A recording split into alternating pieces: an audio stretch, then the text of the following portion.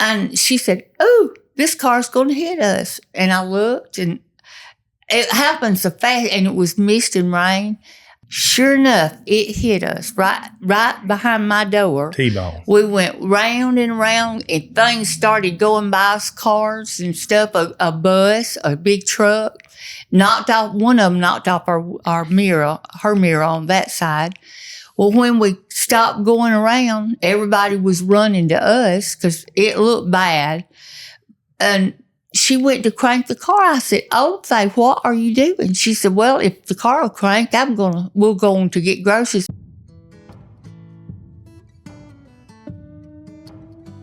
Hey, everybody, welcome back to the Hayden, Alabama podcast. I'm Philip. I'm Shane. I'm Allie. I'm MeMe's. And I'm Cody. Straight from the free state of Winston. This is a product of the Deer Show. We went to the Deer Show this last weekend. Of course, this is a couple of weeks delayed from there. Had somebody come up to the booth and said, "Look, I know y'all probably get this all the time, but I got your next storyteller."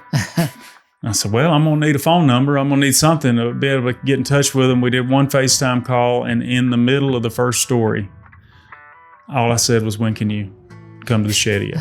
That's all I needed. So tonight, what we got is the usual storytelling. We got a couple of shout outs that we're going to do tonight, excited about. And we also have a gift that we're going to share with everybody. So y'all get ready for a good time tonight, straight from Lynn, Alabama. If you don't know where that's at, you're fixing to find out a little bit more what's there. So MeMe, tell us our first story. Okay. Well, we had pastor appreciation at my church where I go. I had cooked stuff all day. All day in the crock pots and stuff. So I was tired, and I thought, I'm just going to lay down just a second on the couch. Well, I did, but I went to sleep. So I woke up, and it was like right at 10 o'clock.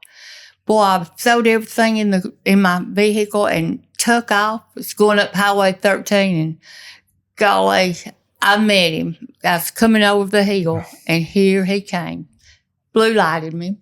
So they had been doing work on the road. I fell off on the side, and my dishes was rattling. And here he came. And he said, I was so nervous. And I told him, I said, I'm sorry that I was speeding. I know I was, but I've got Pastor Appreciation Day, and I've got to get to church, and I don't have time for this. But I reached over and got my insurance card and gave it to him. He said, "Well, Miss Allred, do you have, I need your driving license." And I was just smiling, and I said, "Well, that's another problem. I don't have my driving license. I forgot my purse."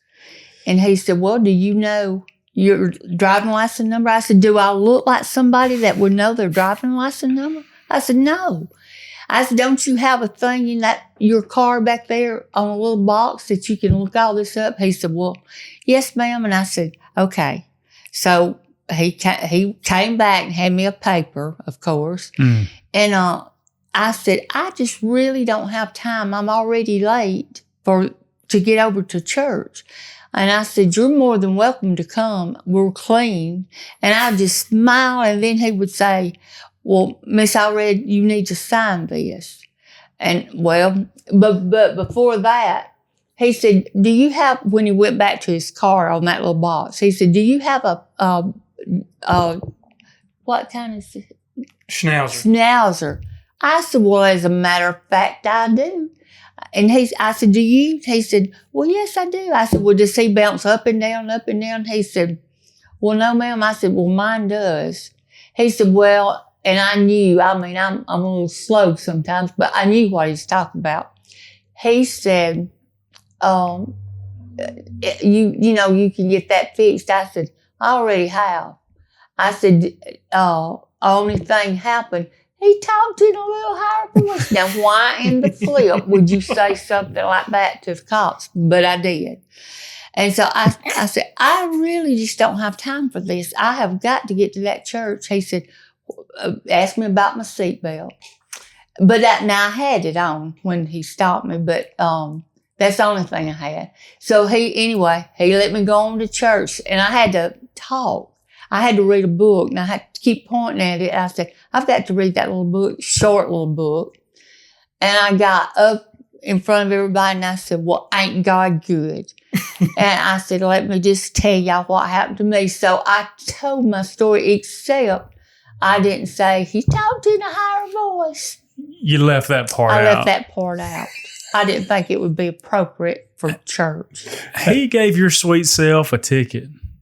Well, no. He gave me a warning ticket, and I said, praise the Lord. Praise the Lord for that. Yeah. God is good. I think God is good every day. That's right. Now, let's clarify this warning, though, because you got pulled over in a construction zone in a 35-mile-per-hour zone doing 70 with workers present, no license, no seatbelt. You left that part out.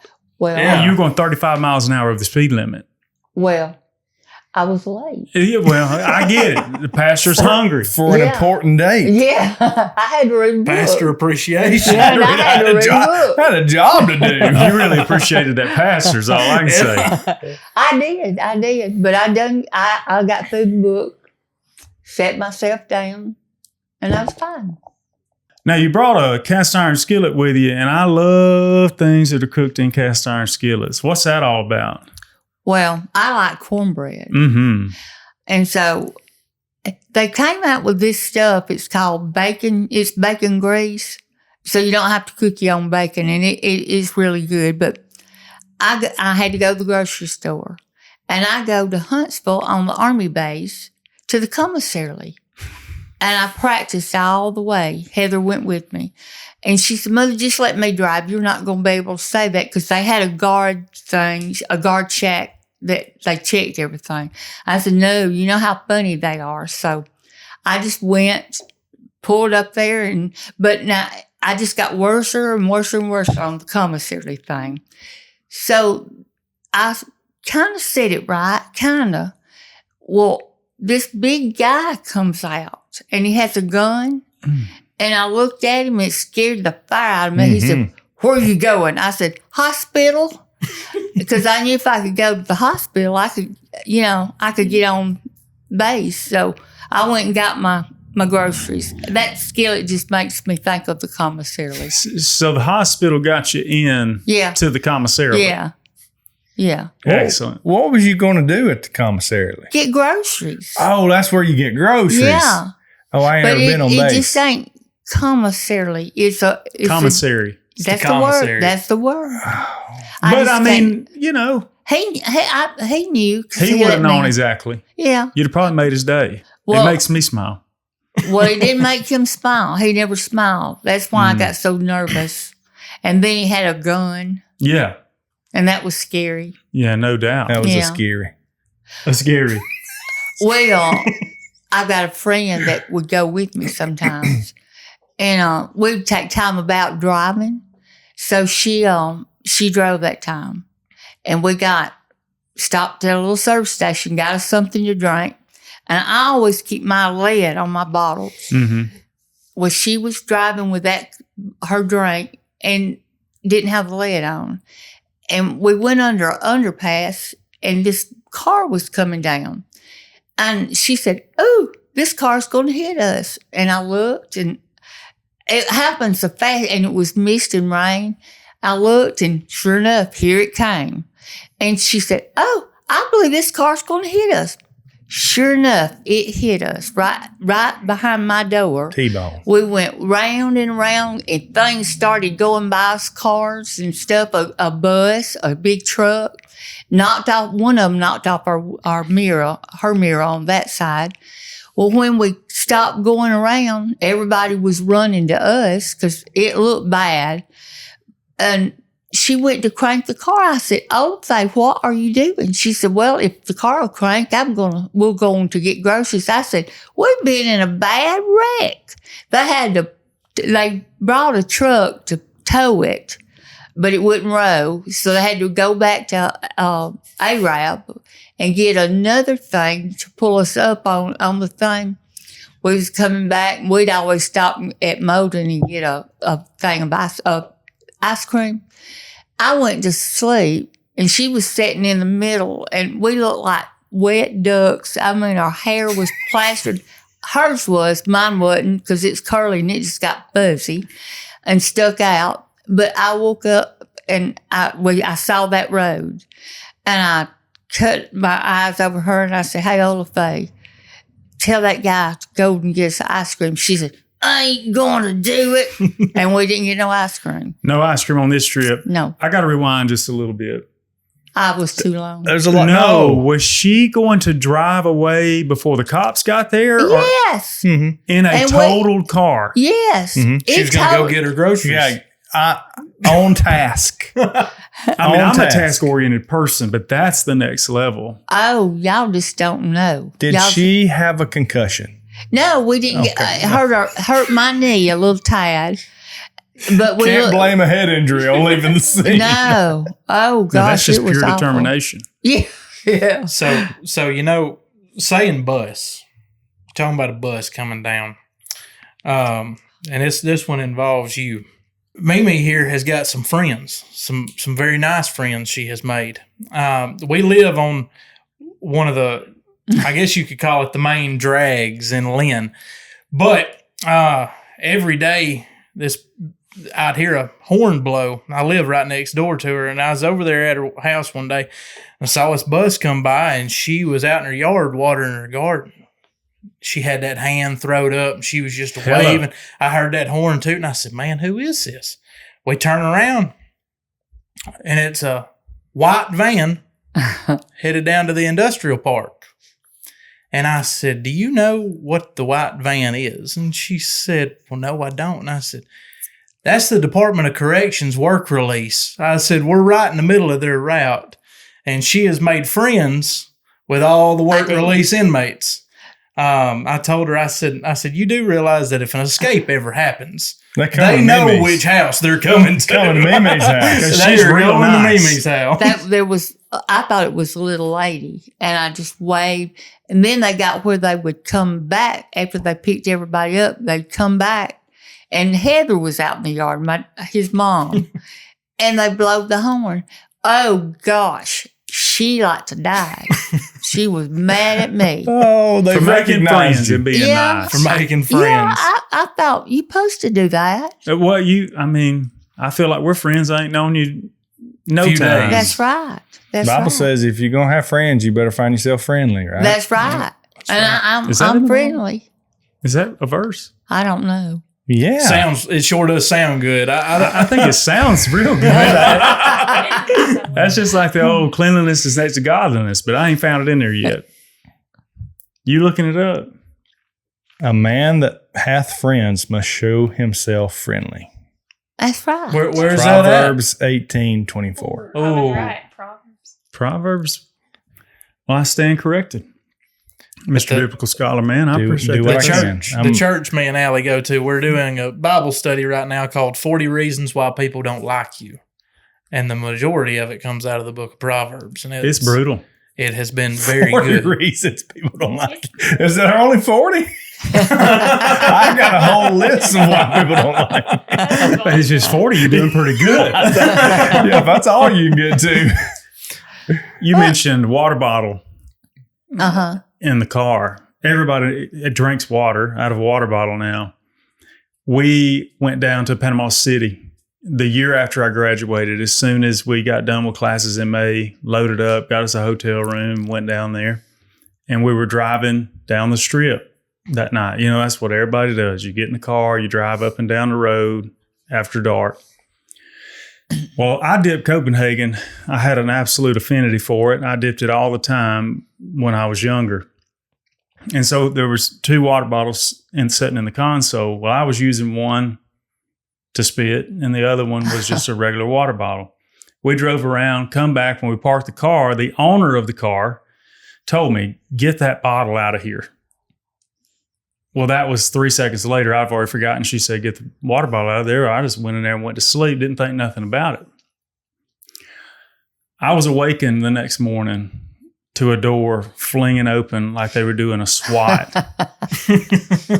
I rose up out of the bed and I looked at her, and she had on a white T-shirt that was nothing but Copenhagen brown all the way down the front of it. She didn't notice the difference between the two water bottles there in the console, so she just picked up the wrong one. She had a 50% chance. Oh my! Took a big old swig, and as soon as she realized what it was, it didn't go no further. It went out. She was furious. I'm talking about the sleep was over. The new day had begun. There was no going back to sleep after that. She still remembers that and reminds me of it. I can't blame her. I would probably still remember it too. But if I'm going to, maybe it's because I'm trained from all those years, but I'm going to look before if I'm going to be See, that's not something I think about. Well, she wasn't thinking about it either because she wasn't a Copenhagen dipper. I guarantee you she will check bottles from here on out. She probably hadn't skipped a beat since, honestly. Probably not. Yeah, that was a good one. Are you in trouble? Well, we hope you're not. But just in case you are, we know a good lawyer. Whitney Island here in Hayden, Alabama has law services. Or maybe if you're not from Hayden, I'm sure she'd be happy to hear from you. So check her out at islandlaw.com. We appreciate Whitney and her sponsoring the show. I carried Cody and my other grandson, Casey, to the mountains, and we had a little cabin. And at the end of the week, Heather and Shane and Watson, their little dog, came up. Well, Heather sat down. Now, I've had the boys all week on the go. And beat them playing putt-putt golf. I was just tough. Uh-oh. I was just tough all week. So I was give out. Well, Heather was sitting there eating a caramel apple. She said, cutting it with a knife. And she said, Mother, I hadn't had much sleep, and I've taken 2 of my sleeping pills. It's Ambien, which that's bad stuff. But I take Ambien. And I thought, well, if you took 2, I could take 2. And since y'all are here to help with boys. Now Get caught back up. Yeah. Do what? Get caught back up. Well, during the night, I had it was cold, so cold. I had a long pink house coat. The boys said I shimmied with my little belt. The Ambien had kicked in. Went and sat on the potty, but I went out the wrong door. And I went to their room where Heather and Shane and Watson was asleep. Heather said, Mother, get in the bed. Go and get in the bed. And they said I was just pawing at the covers and jumped over Heather and got in the middle of the bed. Of them. Well, they told you to get in the bed. Yeah, I did. I done what they said, but I asked Shane again. He said, lay down, Francis. They said I lay down and started snoring, and Shane started inching out of the bed. And Heather said, Shane, what are you doing? He said, there's something wrong with this story. The situation said if I'm sleeping with my wife and my mother-in-law at the same time and I don't have a T-shirt on.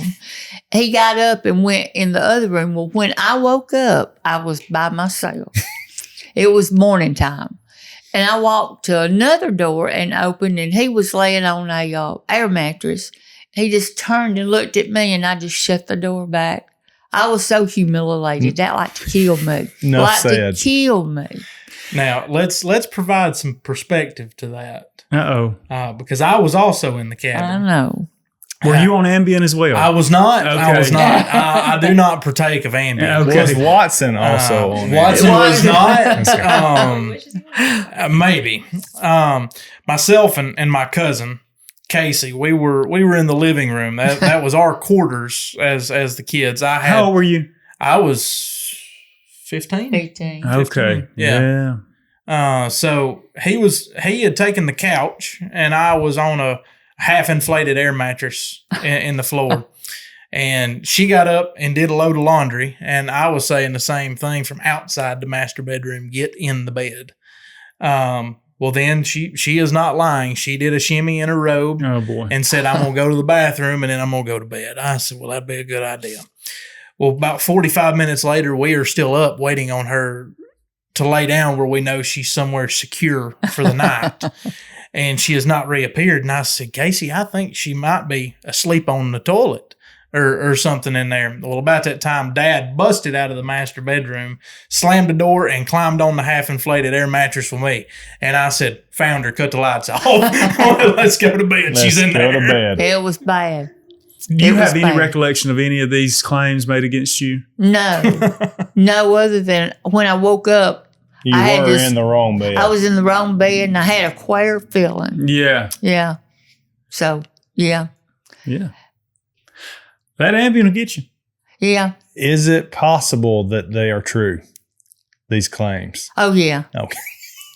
So you're Yeah. not denying it. No. No memory, but no denial either. No, no. And I told him, I said, y'all better not tell nobody, which I told everybody. I But thought, now you really have. Yeah, don't tell nobody. yeah, Well, y'all we're don't tell telling nobody. everybody. Yeah. Yeah. Yeah, everybody know now, but it was all good. Just so here's the takeaway for me. One Ambien's probably good. No, Your prescribed no, dose. Yeah, you go two, especially when that's not your dose. Yeah. You're opening yourself up for. Yeah. That's absolutely Yeah. true. So Can I go ahead? I do not want to leave Gatlinburg though. then you need to go ahead. I need to go ahead. 14 years ago, Bethany had the idea for us to take a little family vacay, just us two and our oldest daughter, who was 9 months old at the time. And she was kind of getting better, so I was okay with traveling with her. We got us a little 1-bedroom cabin right at the bottom of the hill of Gatlinburg. Like literally as soon as this cabin, then just right up the street is where all the things started. We roll up. It was looking really good down this little mountain path. It's beautiful. There's our cabin. But right next to the cabin are somewhat looks to be abandoned apartments. So much so that I didn't even know if they were inhabited. And literally the parking lot's the same. It's shared with these apartments. So the first thing, I'm already uneasy because I didn't carry a pistol or anything. I didn't even think about that. Didn't see anybody, so we started unloading. Unload all the luggage, unload the dog crate, because of course we got a little dog that we carried. And here's the thing about the cabin. You had to go up the stairs on the side of it, go behind the cabin and around the cabin to get in it. There's no straightaway in it. You have to go, and it's nothing but cabin, porch, mountain.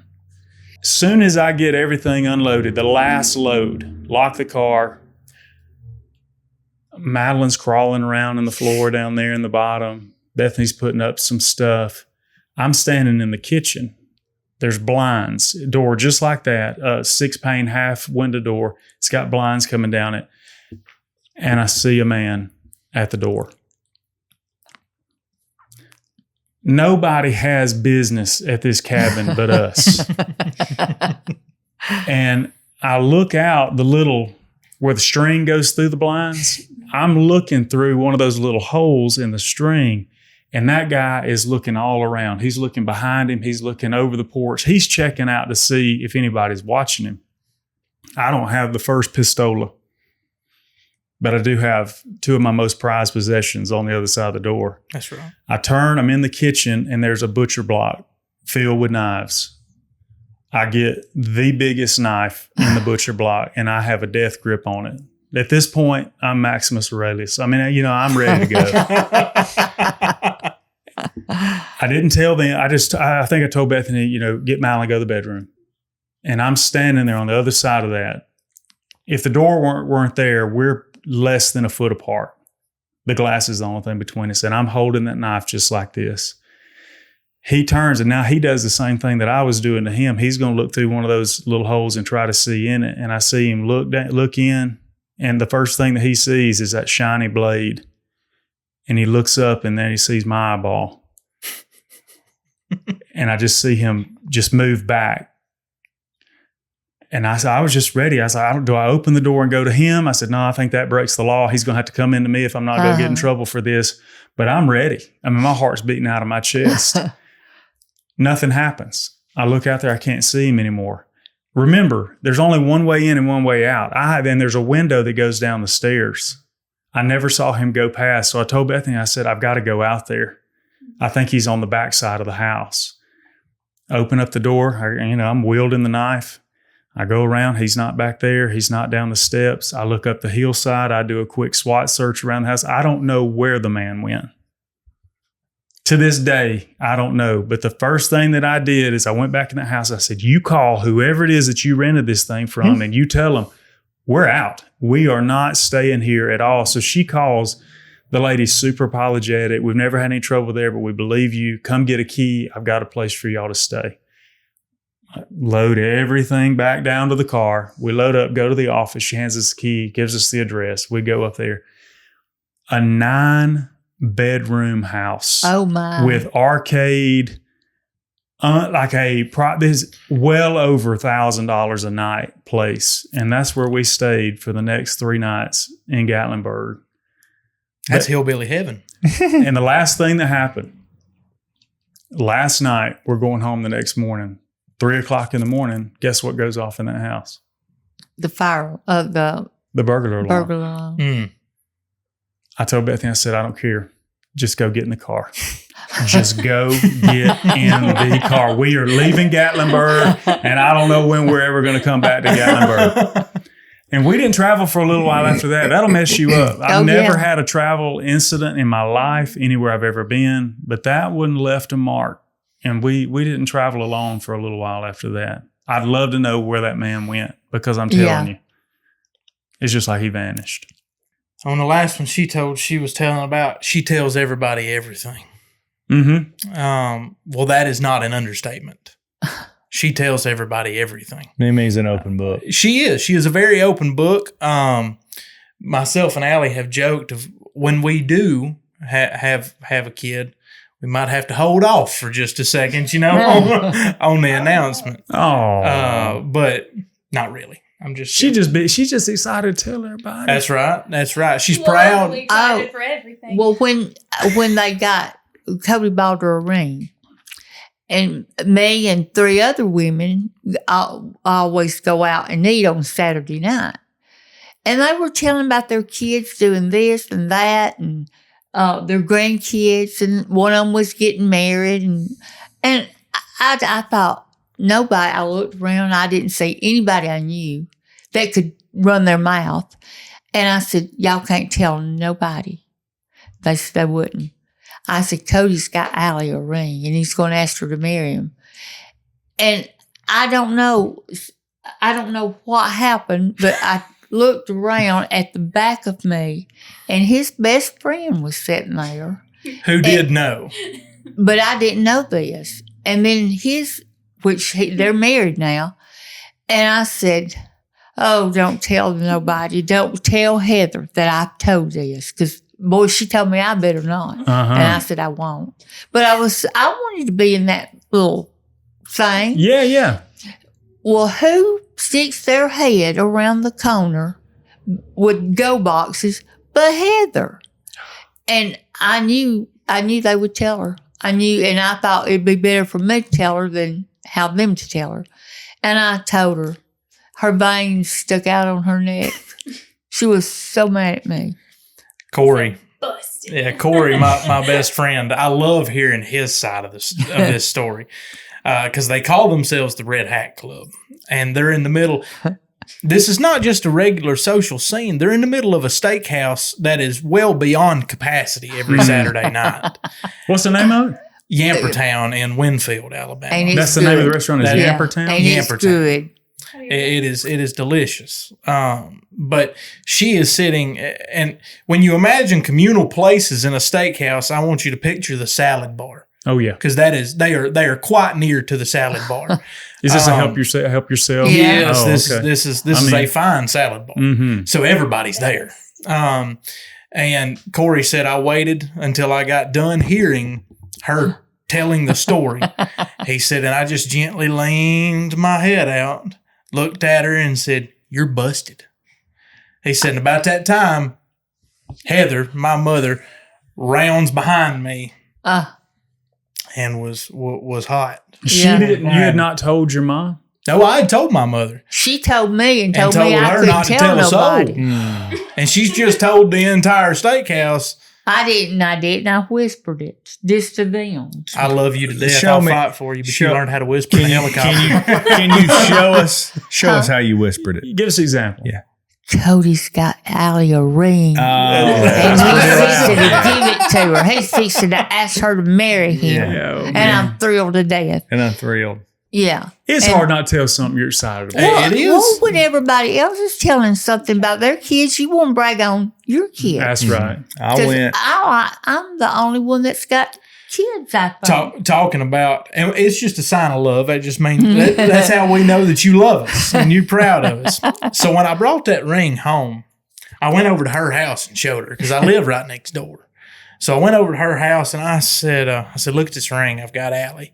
She said, man, that's so pretty. Can I see it? And I said, yeah. So she takes this ring and Allie's got little bitty fingers and she just goes whop, all the way down to the last knuckle. Hubs it down. And then just, Uh-uh.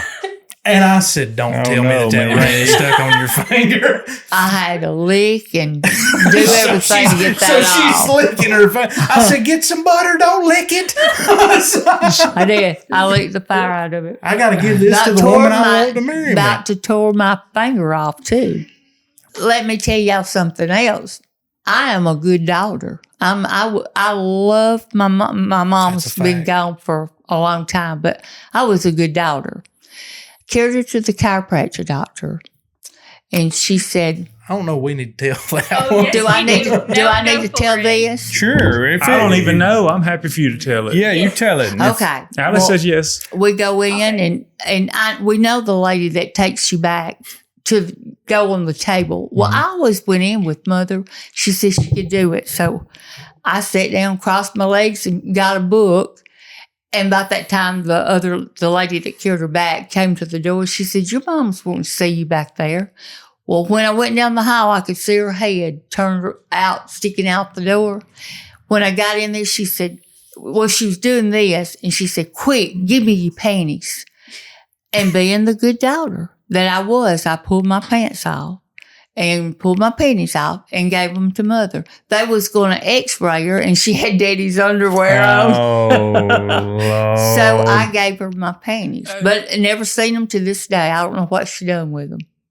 Throw them away, I guess, but If I ever let somebody borrow some of mine, I'm not going to ask for them no. back No, either. but I just often wondered. yours, I just man. often wondered where they were, but Yeah. that's what I'm a good daughter. I was a good There's daughter. no doubt about it. That was For an big. X-ray Huh? though? For an X-ray? Yeah, you know that they can't see underwear on an x-ray, right? Mother didn't. Mother didn't. She She know called X-ray. Daddy's She might under. be able to see every bit of this, so I'm going to do something different. Yeah. So I'm seeing the blue and yellow Fruit of the Loom. no, they were Hanes. Haynes. Okay. I Yeah. mean, that's just kind of where I was at. Whitey tidy, blue, yellow. You remember? I do. Yeah, and Tanya's son-in-law, his mother, we were always real close to her. For Mother's birthday, you know what they got her? A big pack of Hanes Oh, underwear, and she that's was it. tickled to death. And These she are had mine. Now she don't have. She could write her name on it and wouldn't have to change. right. But These now are she mine. had a drawer full of pennies, but she, She preferred them. yeah, That's what I'm hearing. she did. Maybe they're more And comfortable. so, yeah, they were. I reckon. Teach his own. Yeah. But you know, you took it to the next level. I've always heard, I give you the shirt off my back. But there ain't many people that'll Give you draws. give you That's the right. draws. Give That's you the right. underbreeches. But I loved my mama. There's and no doubt. I didn't question her right at first. Mm-hmm. And then when I put my pants back on, I said, what's going on, What Mother? has happened? Yeah. She said they're going to x-ray me, and I got burly shorts on. Mm. You shared another story about your mom with me on our Discovery FaceTime call about a time, and it had to do with clothes too. Y'all were washing some clothes. Oh, yeah. It was, I was little, young, real young. And she had a Ranger washing machine. And you had to, I think it moved. I don't really know on the clothes, but you had to stick them in that thing and run it. And it was brand new. She'd gotten a new one. And Daddy's sister had told me and you don't tell a kid this, but she said, if you ever get your arm stuck in it, all you got to do is jerk up. Well, Mother went in and she told me, she said, don't touch the washing machine.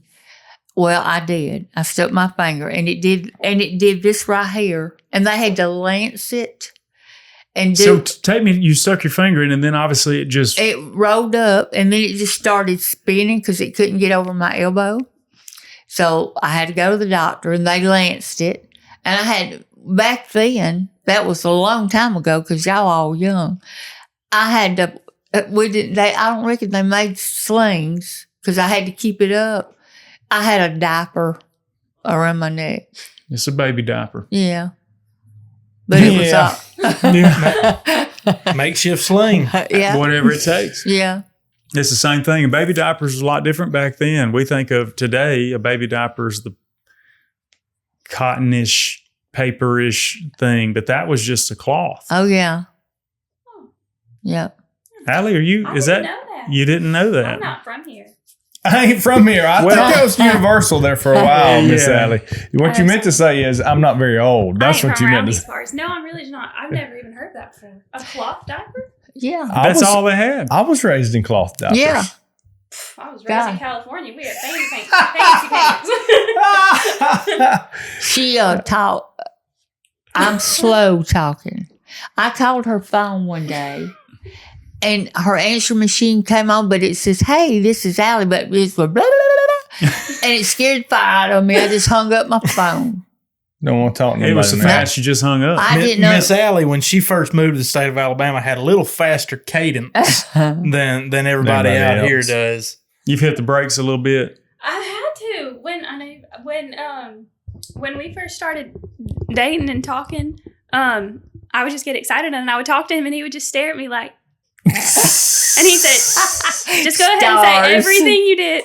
Or just go ahead and say everything you just said slower." Slower. Well, So what I- brought you here? Tell us that story. I had some friends move out to Tuscaloosa, Northport area, and everything is so much cheaper here. So they were able to sell their house in California, buy their house, pay off all their debts, buy a boat, buy a jet ski, and still have money left over. So they ended up buying a really big house, and they had a lot of rooms, and they needed help moving out. So I drove one of their cars out here, and I was like, man, this is so nice out here. And I loved it. And so they were like, well, if you ever want to move out here, we've got tons of room. And so I was like, well, maybe. So I came out for a summer. And I just loved it. I just fell in love with it. And Here we are. Gosh, yeah. And Then I ended up in Winston County, was gonna say, Alabama. we went from California to the Free State. Mm-hmm. Free State of Winston. Yes, that was a culture shock and a half. No, you don't mean that. There's it houses was. on the road. You met Mimi. Yeah. You talking about when they pull the Maybe double his- wide trailers down the road? God, I'd never seen that. Really? You'd never seen a mobile home.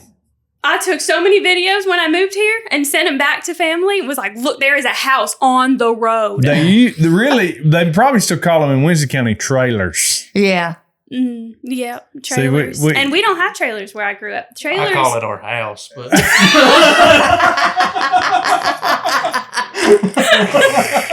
Yeah, we don't have trailers. Trailers, I mean, not to sound ugly, but trailers are where, like, you know, Easy. Yeah, go. Easy. Tread Allie. carefully. Yeah. trailers are just not houses where I come from. You know, people don't live in them. And so when I told my family we were buying one, she was like, "Are you sure you're okay?" Now, wait a minute. I'm interested. You're telling me wherever you were from in California, Never seen a one lived in a manufactured mobile home. home. I didn't even know what a manufactured home was. I knew that there was trailers. Now listen. This is the Malibu area of California. Oh. Yeah, there probably It's real is. nice out there, isn't it? I Yeah. have been there. It's very nice. Yeah. Yeah. I took him to Rodeo Drive, and as he Oh, calls it, Rodeo Street. Rodeo Street out there. Yeah. Can't tell me that place ain't country. They got a rodeo street. Yeah. They Right wear here. the shoes all the time out there, don't they? Don't I went ever out go there one barefoot. barefoot. time. I drove down Rodeo Street one time. Mhm. It was Once is all different you than the need. movies. Well, it was just, I was expecting fireworks show, seeing Arnold Schwarzenegger's walking down the street, and You it can was not see that. but sometimes you see way more than you want to see. No, this was 2000. You can also see that in Winston County. Yeah. Oh, yeah. Oh, yeah. Ask me. Yeah. She can probably tell you, a lot of experiences. You know how we used to celebrate Halloween at Lynn? They threw eggs and rolled people's yards. Oh, yeah. We had a plant down the road, and they would let you off if like through the week, if Halloween fell on that day, we got off at dinner. People did. So you could get prepared. Get home, get out of Lynn. It was so bad. Wait a minute. Get out of Lynn. Out of Lynn. Not to go home and get ready to accept trick-or-treaters, to actually depart. Right. You're going to have to give me something more. Take me to that place. That's crazy. Well, gosh, it would be bad. They would be just gobs and gobs of people. And like the trains came through at a certain time and they knew when it did, and they would egg it. Egg the train. Yeah. Just destructive That appears behavior. like a federal Yeah. offense to me, but Cops would come, but everybody would scatter, they didn't get caught. Just everybody lost their mind one night of the year. Yeah. well, it's Halloween. I mean, I understand, and that brings on a whole other level, but what she's describing to me sounds pretty scary. Oh, it wasn't scary. Have you ever been in Lynn on Halloween? No. That's a good point.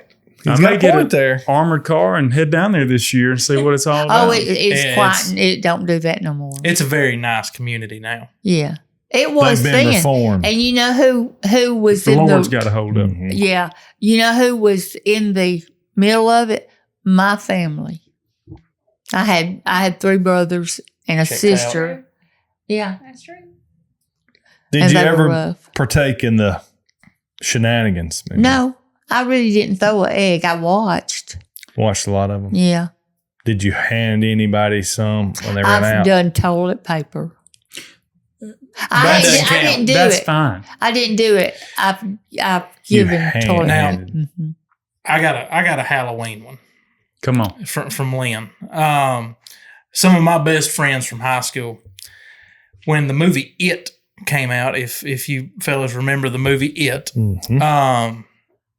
I wasn't really scared of it, but I also didn't like it. Mm-hmm. I was like, I just don't want nothing to do with it. Mm-hmm. Well, they got the bright idea, instead of toilet paper in our house one night, that they were going to hang red balloons all in the yard. Mhm. Well, the 3 young men that did it, there was 2 perpetrators and a getaway driver. And we lived right next door to the Baptist church there in the middle of Lynn. And so the getaway driver parked right there at the Baptist parking lot, as a good getaway driver should, and they slipped over into the yard with a handful of balloons.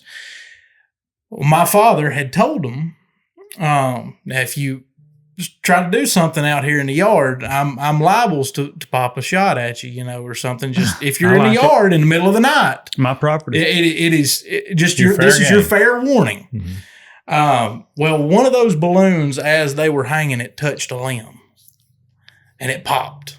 Kapow. And the initial reaction, and now he hasn't left the bed. Your dad. My dad has not left the bed. He doesn't even know they're in the yard. But their initial reaction is Shane is firing shots at us. He has shot the balloon out of my hand, Boy. and we've got to go. So they start dropping balloons, and they start popping more as they hit the ground. So now we're in a full-on firefight. We got an Well, automatic weapon out here. We have entered the danger zone. And the getaway driver does not know that these are only balloons either. So he fires the truck up, but doesn't take the time to cut his headlights on to peel out to go get the boys, he's because they are gonna being go shot at. He's got to go. In the dark. And he runs smack into the ditch right there at the church parking lot, busts his bumper all up, slides in there and gets him. Well, the next day, we were still in high school. Next day at school, they said, "Y'all are nuts for shooting at us like that." I said, "I don't know what you're talking about." He said, "Y'all were shooting them balloons and everything." I said, "We never shot at y'all." And then we started putting 2 and 2 together, balloons popping here and there. And they all watch the show, so they'll know this story after they hear it. But they told on themselves after that of who did it, who was did, involved, who and what was they there. did. They pulled a MeMe at the restaurant. They did. Yeah. They went They to did. telling the news. Yeah. Spreading the word. Yeah. my brother, we all have speech problems. We don't talk plain a lot of words, but he was in grammar school real maybe first, second grade. And they lived down on a farm. I wasn't born then. They lived on a farm, and they would have to walk over the railroad track, and there was some more people that lived around there, and they would all walk across the railroad track and catch the bus and go. Well, they came in that day, and one of the kids told Mother, said that the teacher told Wallace he couldn't come back to school anymore till he learned to talk. And so the next day, Mother and Daddy took Wallace to school. Mother went in with the teacher. There wasn't no kids in there at that time. Mother went in with the teacher, and Daddy held the door shut, and she beat the fire out of that teacher. And Wallace, from then on, got to go to school. The principal came down trying to get in, and Daddy wouldn't let him in. But Mother, she laid hands on him. Oh, she whipped her. Not spiritually. Had an assault charge. They whooped her. No, they didn't. They didn't do anything like that. But Mother beat the fire out of her, they said. But Wallace went to school every day, and she never said anything about his talking. She just let that slide. Yeah. I don't want to mess with Mimi's mama. No. That's she was legit. a good woman. But she was going to take care of that Wallace. She was a mama hen. Well, let's take a little break in storytelling and see what gift we got this week. And I want you to know that I did wear my pants that have my pocket knife in them. It's good because mine is at the house. Oh, well, look at that. Let's just see how things work out sometimes. Uh-oh, this looks like some sauce. Sauce for your nuggets. What else we got? Oh, y'all have got it good. Man, yeah. Let's see what we got. Porcupine. This is Timber Barbecue Company. Got a pork blend. All blend. That's Stumps. The Woodpecker Poultry Blend. White Pine, Alabama white sauce. Ooh. I bet that's good. You're talking about good on smoked chicken. Yeah. And then a Palmetto Gold. Well, hey, we appreciate it. We always are so thankful that people are kind enough to send us a gift. Let me read the business card here, and we're going to get back to the storytelling. Again, Timber Barbecue Company established in 2025. Oh. So this is a new establishment. Reed Bowen, owner. And if y'all want to check them out, you can find them on Facebook at Timber BBQ CO. We went to took a cruise. It was just me and Bill and the girls. And we flew out of Birmingham, and there was some boys on that, 2 boys, and their mom and dad. Well, I don't know, we kind of got together, and the kids would do all their thing, and Bill and the guy wanted to go to the casino on the boat, And me and the wife sat. Oh, I don't know. I don't do that. Bill gave me $20. Well, we had our little popcorn bowl because they gave us a little popcorn bowl. And every time she pulled it, money just fell. And she had about that much in her popcorn bowl, a bucket. Well, I didn't have no money.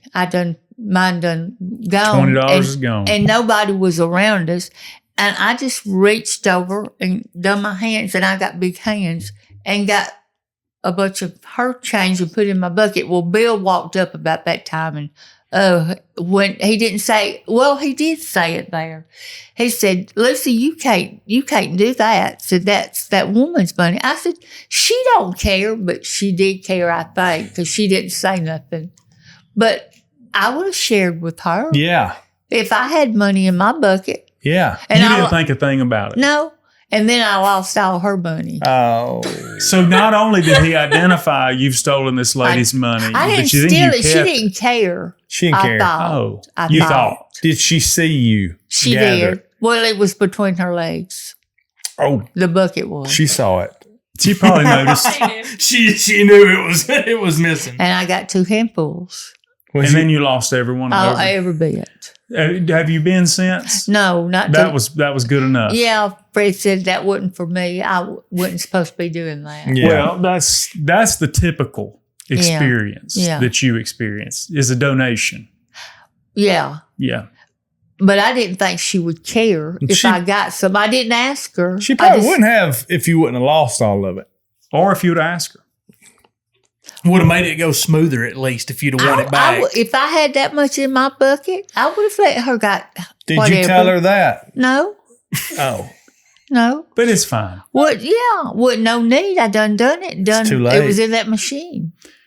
But boy, did I get scolded when I got in the room. Yeah. Because you ain't supposed to do that. But You've not told us exactly how she reacted when you did do this, though. she just looked at me. She just give you a good stare. A little deadpan face. Like, Yeah. She was mad. She wasn't my friend I no thought more. she didn't care. Well, I could tell she got a little angry. But I didn't think she would care. I wouldn't have cared. right. I wouldn't have cared. Yeah, do unto others as you would have them do unto Yeah, you. and I thought, well, if I had that much, I'd I let her. wouldn't care. I'd let her reach have a in there little and bit. get some. Reach right in Absolutely. there. Mhm. Speaking of names, we got 2 shout outs this week. Yeah, I met young You do boy. one, I do one. Young boy I met at the deer show. His name was Gage. He said, "Hey, can you give me a shout out on the show?" I said, absolutely. So, Gage, thanks for here's watching. your shout out. We appreciate you watching. And then also Mr. Marty Stover, who is with West Blunt Axe Throwing. I was on the phone with him the other day. He's building a hospital in Kentucky. And there's this little breakfast place that he goes to every morning since he's out there. And the guy asked him, said, "Where are you from?" And he said, "Well, I'm from Alabama." He said, "What part of Alabama?"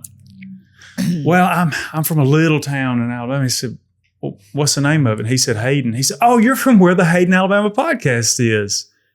He said, "You know about the Hayden, Alabama podcast up here in Kentucky." So I want to give a shout out to Elliot Taylor from Greensburg, Kentucky. Appreciate you watching the show. Means a lot to us. The barn and small pasture, more or less holding pasture, what we had was right up beside our house. And y'all ever had a truck that was possessed? My I had a mom four-wheeler had that one. was. Yeah, I really felt for a while this truck was possessed. It would unlock and lock itself while it was running. You'd be going down the road, the radio would turn up. So I was like, man, there's something wrong with this truck. Anyway, I got out and locked the gate. When I pulled through the gate and I shut the door behind me, and I knew better than to do that, but I locked the truck. Well, my spare key was at the house, and that's just right down the road. So dark was falling. I was like, it's no big deal. I'll just walk down to the house, get the spare key, and walk back. So I did. And that is at that time at least, was a very high traffic area for deer. They like to cross the road right there and jump up into the pasture. So I walked down to get the key. And all I've got now is a key in my hand. My phone is still in the truck that is locked up. And running. So I've got the key, and I can hear some stuff moving in the bushes off to my right as I'm making my way back to the truck. And I said, well, I'm going to have to hustle and get on back up there. So I start picking up my pace a little bit, and I hear 2 steps. 2 steps on asphalt is all I hear before I get clocked from the right side, and I end up in the ditch. And all I can feel is a lot of hair. And I said, man, this super hairy man is attacked in me. He has come upon me. And all I have is a key to defend myself. So I put my arm up to defend the blows that are coming down and just start sticking with the key under that arm. Well, 4 or 5 hoofs, to the arm and stuff later, I realized, hey, this is a deer. That I guess when I was crossing the road and she was crossing the road, we had to have just found each other and ran into each other. I don't know how it happened, but I was hollering for help. I was in fear for my life. I thought Panther. it could have been a panther, or a really fuzzy man. I didn't know which one it was, but something was upon me that didn't need to be there anymore. Y'all get off. Yeah, get off me now. I'm Just trying to unlock my possessed truck. Yeah. so I am I'm sticking and she's clawing, and we are both in the fight for our life because we don't know what has a hold of either of us. I'm covered in mud and blood and soaking wet from landing in the creek and everything else. And she finally backs off and goes on into the pasture. And I don't know what happened to her. I don't know if she died or not. Her house is right on the other side of the pasture. Mom and Dad were not home. She was the closest thing I had to help. So I knock on her door, and she's watching it. She says, spin the wheel of fortune. Mm-hmm. And she opens the door, and I'm panting, covered in blood and mud and water. And she says, well, hey, hon, what happened to you? I said, did you not hear me calling for help? she said, well, no. I said, I liken to have died down here in this ditch with a deer.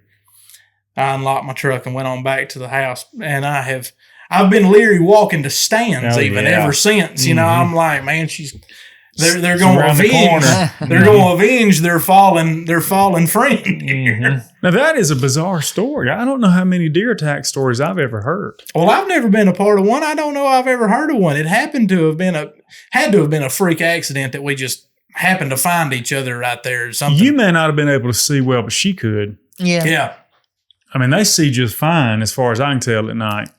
Far as I know, too, because they've busted me many times walking to a stand in the morning. No doubt. One more question. That spare key. I mean, were you really gigging that thing? Oh, I was gigging it.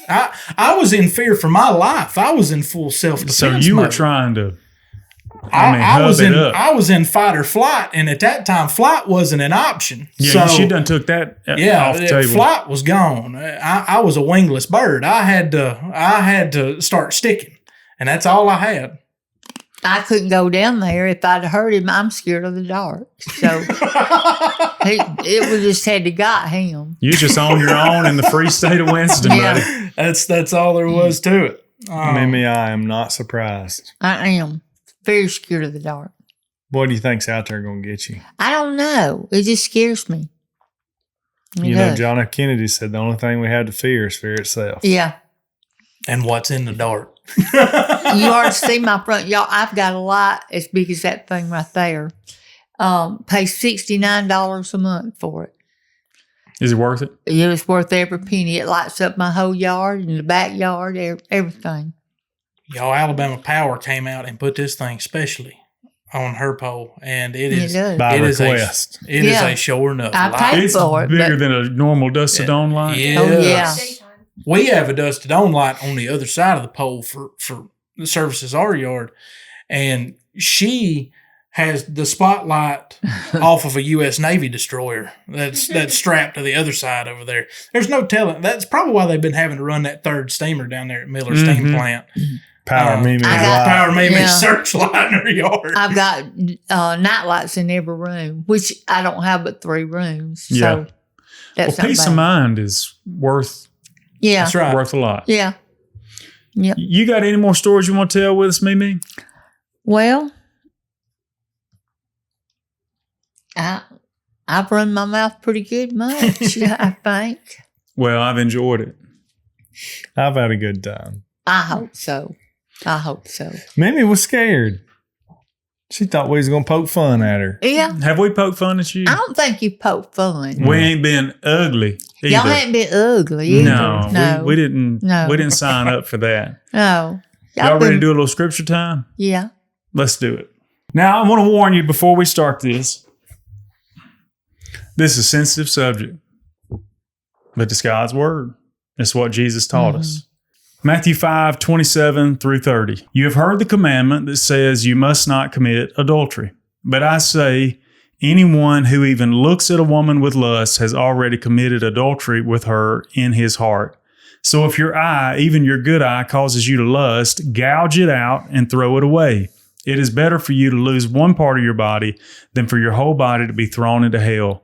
And if your hand, even your stronger hand, causes you to sin, cut it off and throw it away. It is better for you to lose one part of your body than for your whole body to be thrown into hell. A little backstory, just like if you hadn't been part of this, I want to say this. The Pharisees have looked to Jesus, which are the religious elite, the Jewish religious elite. They've looked to Jesus and they've said that he has misinterpreted God's law. They're accusing him of that. And he's teaching them right here. He said, you must not commit adultery, which is a married man relating with somebody other than his wife or vice versa in a physical way. The Pharisees were very proud to say, we do not commit adultery because we're not committing that act. And Jesus says, oh, but wait, it goes deeper than that. If you even look at a woman, or if a woman looks at a woman with lustful intent, you are guilty of adultery. So he took them from something they thought they were missing. I'm not doing that sin. And he said, well, have you ever looked twice? And he says it's so important not to do it that he relates it to, we all love, if we got vision, we all love our eyes. We don't want to lose them. We all love our hands and our feet. We don't want to lose it. And he said it's better if you lose one of those things than to continue to commit the sin of lust, which is essentially adultery in the eyes of God. We're all guilty of that. Right. We're all guilty of that. And what I want to say is what we have to be careful of. We got a lot of guys watching the show. I would venture to say very few people find themselves just in the act of adultery as a first stage. I think you could trail back all of that to one thing, and it was that second look that led to your mind thinking something else, that led to your feet going in that direction. So you can absolutely forego having to repent from adultery if we don't take the first step of lustful looks. And he said it's worth it to abstain from that. We all know how hard it is, if we're being honest. It's hard. But it's worth it because he said it's better to not go to hell and to do it. But here's what I want to say, and it's going to be applicable next week as well, is God is a God of grace and mercy. Yes, he is. He knows that we're sinners, and that's why Christ died. So if you have been guilty of the sin of adultery, God will forgive you. If you have been guilty of the sin of lust, God will forgive you. And one other thing, with the power of the Holy Spirit, you can overcome both of those things. And how do you get the power of the Holy Spirit?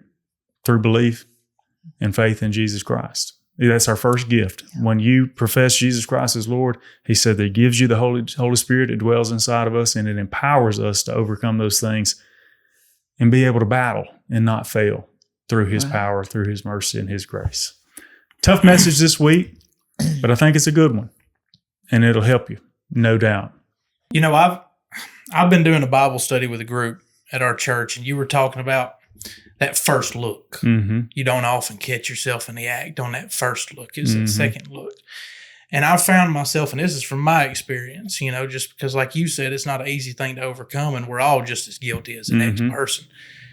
But I have found myself finding it a lot easier to overcome and a lot easier to catch myself and regulate myself when I surround myself with non-lustful things.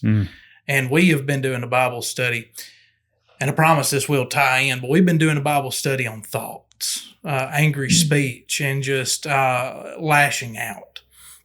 And we started just talking about verses that talk about our speech and how to watch our tongue. And now we've transitioned into if we replace all those hatreds, all those things that we surrounded ourselves with before with godly things, it makes it so much easier. Amen. If you start replacing it with those things. Like used to, I'd be scrolling Facebook or Facebook Reels about, all day long. And now instead of that, most of the time at lunch, I do a lunchtime Bible study instead. Just go to somewhere that I haven't read before and try to do a study on it. Right on. That's my 2 cents on the subject. You got anything? I like. Oh, yes. Can I have that? Can you pass the mic?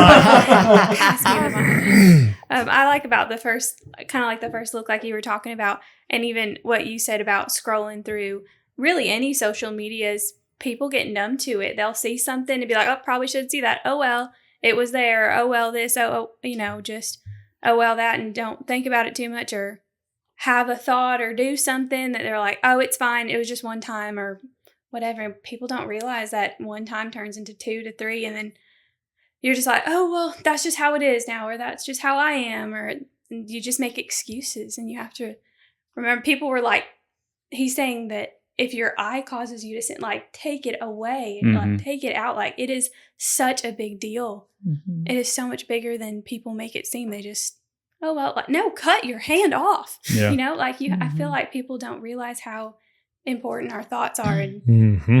leads and Well, what you're speaking to, I didn't go into this. I did in the message on Sunday. But even if you, so logically, if you take your eye, one of your eyes out, what do you still have? your other eye. All right.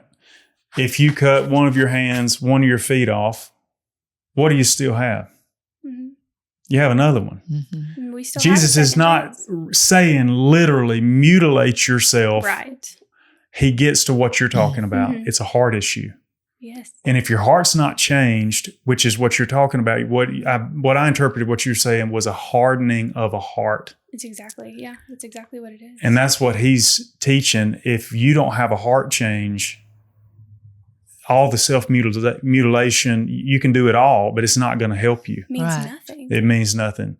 But what he's trying to teach them and everybody else is it's a heart change. This whole thing, your heart has to be broken over your sinfulness to cry out for a savior. Right. If your heart's not broken over your sin, I don't know if you're ever going to cry out for a savior or even realize that you need salvation. That's right. So he's getting deep. It's deep. This whole Sermon on the Mount, you're talking about cutting me to the heart. Every word he speaks, I'm thinking, man, I'm so glad that I got you because I am absolutely guilty time and time again. The young man at our church has been doing the 40 Reasons Why People Don't Like You out of the book of Proverbs. Which is a great title, by the way. I told him Sunday after Sunday school, after we had our class and we did he's doing a few bullet points at a time, and we're just working through it Sunday by Sunday. I told him, I said, brother, you were tap dancing all over my toes this morning. I said, you were talking. God's been telling your business. Yeah, God's been telling my business again. But if I may, the verse that I had today was Romans 12:2. And that says, and do not be conformed to this world, but be transformed by the renewing of your mind, that you may prove what is that good and acceptable and perfect will of God. And that's out of the New King James Version, but that's speaking straight to like what you were just talking about a transformation through us. That's what it takes. Absolutely. God didn't save you to leave you where you were. Absolutely. It's it's sanctification. It's a transformation process of being formed into the image of Christ. Conscious transformation. Which we're not going to get there on this side of it. But we should be getting closer. Yeah. Well, I've really enjoyed y'all. Y'all drove all the way from the free state of Winston, Lynn, Alabama. In the United States. In the United States of America. Yeah. One of the 50 states. So Shane and I are thankful for your stories, your We've fellowship. enjoyed y'all.